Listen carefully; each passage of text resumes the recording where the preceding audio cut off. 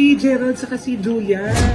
Ay, naku, Hindi ayun mamatay-matay na nga. kasi nga, yung mga nagtitingin din sa mga Sockmed account nila, parang March pa daw yung huli nilang post na magkasama. Malapit na mag-June. Kasi ang alam ko dyan, sila pa din. Ang alam ko ha, kasi meron akong isang tinext, sabi ko, sila pa ba? Sabi sa akin, Mama, oo, fake news yan, huwag ka maniwala. So sila pa rin. Si Gerald Anderson ay hindi pa rin ako sinasagot kung totoo pa. Pero nasi naman yung message ko. Para rin malaman natin kung ano ba talagang totoo. Kasi naman nagiging batayan na ng mga netizen ngayon, yung mga IG post. Yes. Gaya nga niya na yun, merong isang post si Gerald na parang nasa outing sila kasama si mama niya, di ba? Tapos wala si Julia, hindi kasama.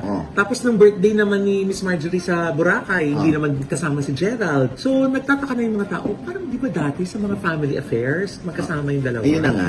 Tuloy pa rin ang espekulasyon na split na sina Gerald at Julia. Dahil umano sa pinagde-delete na ni Julia ang mga post niya nakasama si Gerald sa kanyang Instagram account.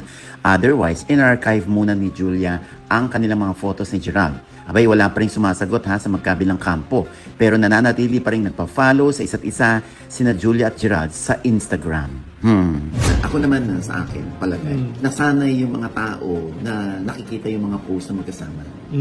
Pero again, parang MC Vice to. Hindi natin alam kung ano nangyayari sa likod. Kasi ang alam ko din, si Gerald ay nakalock in para doon sa kanyang bagong teleserye na Sins of the Father. Oo. Eh si Julia naman ay busy rin naman. Di ba? Meron siyang Itbulaga twice o thrice a week. Di ba? At meron din siya ginagawa sa Viva. So hindi naman porque hindi nagkasama sa isang event, sa isang okasyon yung dalawa, ay posible na wala na sila.